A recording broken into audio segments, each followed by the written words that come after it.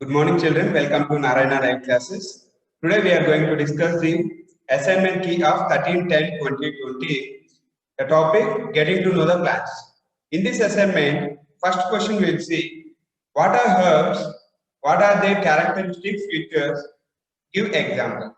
So let us see what is the answer. Small plants with tender green stems are called herbs.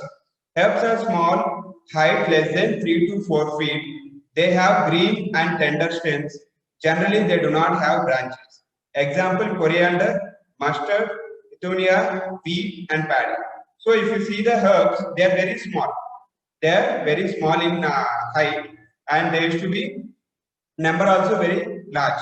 Herbs population also used to be very big. So you can say coriander, mustard, the paddy, and the species which you can see near to your houses.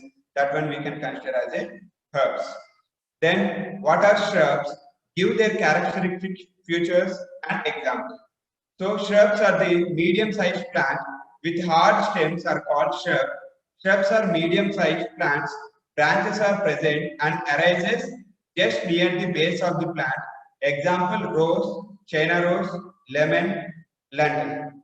So here, if you see the shrubs, you can generally the herbs are very small. This much height you can whereas shrubs will be somewhat taller than the herbs. Taller than the herbs. And example, we can see lemon and rose plants. This consider as a shrubs. Next one, what are trees? Give their characteristic features and examples. So if you see the trees, tall plants with a hard, thick, round stems are called trees. Trees are tall. They have hard and thick brown stem. Branches present in the upper part of the stem. Example: mango tree, coconut tree. So if you see the trees, they are very tall when compared to the shrubs and herbs, and they used to be very thick, hard stem, and they used to have so many branches on the top, and their height used to be very tall. Their very height used to be very tall when compared to the shrubs and herbs. Let us see the next question. What are creepers? Give their characteristic features and example. So if you see the creepers, the plants cannot stand upright and spread on the ground are called creepers. They have weak stems, cannot stand upright and spread on the ground. Example: grapes, jasmine, money plant. So if you see the creepers, they cannot able to stand. Their stems are very weak when compared to the herbs, shrubs, and trees. Their stems used to be somewhat strong and they can be withstand on the surface. Whereas creeper stems are very weak, they used to spread on the surface. And example we can see grapes, jasmine, and money. Next question: what are climbers? Give their characteristic features and example. So if you see the climbers, plants which climb up with the support of neighboring structures are called climbers. They have weak stems. They climb up with the support of neighboring structures. Example: money plant and pea plant. So these also weak plant stems. But if you give any support to that, they will be coiling toward and they will be moving up.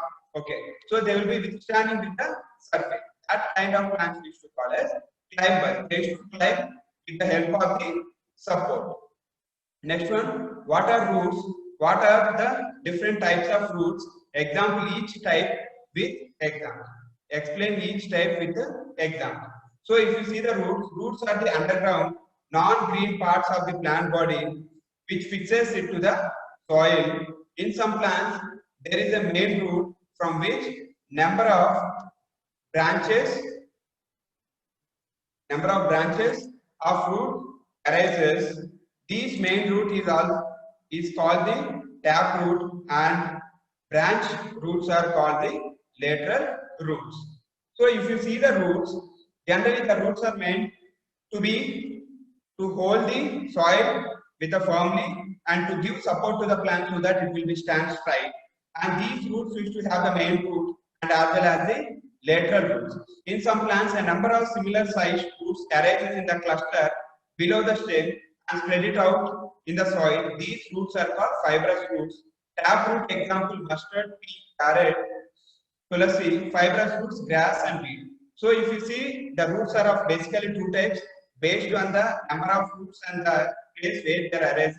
Taproot and adventitious root are fibrous roots. So fibrous roots used to have the many small roots, cluster of roots arising from the at the same point. The next one, what is venation? What are the different types of venation? Explain each type of venation with example. So the arrangement of veins on the leaf blade is called venation. So if you see the leaf, you used to find some lines on it. That lines used to call veins, and the venation is arranging of that veins on the leaf used to call venation. There are two types of venations you can see here, reticulate venation and parallel venation. The reticulate venation, veins are arranged in a network-like pattern on both the sides of the vein. So if you see the reticulate leaf, there will be a network-like of veins are present on both the sides, upper side and lower side. Example, petunia, rose and pea. The parallel venation, veins run parallel to the one another. Example, grass, banana and palms. So if you see that plants, the veins used to be running from one place to the other. Okay, in a parallel line on the leaf. Next one, what is flower? Name the different parts of a flower. Flower is the reproductive part of a plant. There are four sets of parts arranged in a ring or whorls. We used to call sepals, petals, stamens and pistil. So if you see the flower is the reproductive part of a plant. Reproductive part of a plant, where there after pollination, fertilization process, they are turned into a fruit and they used to have the seed. If you take the seed and if you sow it, again it will become a plant. So this is a cyclic manner where the flower acts as a reproductive part of a plant. What are complete flowers? What are incomplete flowers? Give example. In some plants, all the four whorls are present. Such flowers are called complete flowers. Example, petunia, pea, mustard, etc. And in some plants, one or more whorls is missing. Such flowers are called incomplete flowers. So the flowers, what we have said, no, sepals, petals, stamens, and pistil. So if all these four are present, we used to call as complete flower. If any one is absent, we can call them as an incomplete flowers. We can call them as an incomplete flower.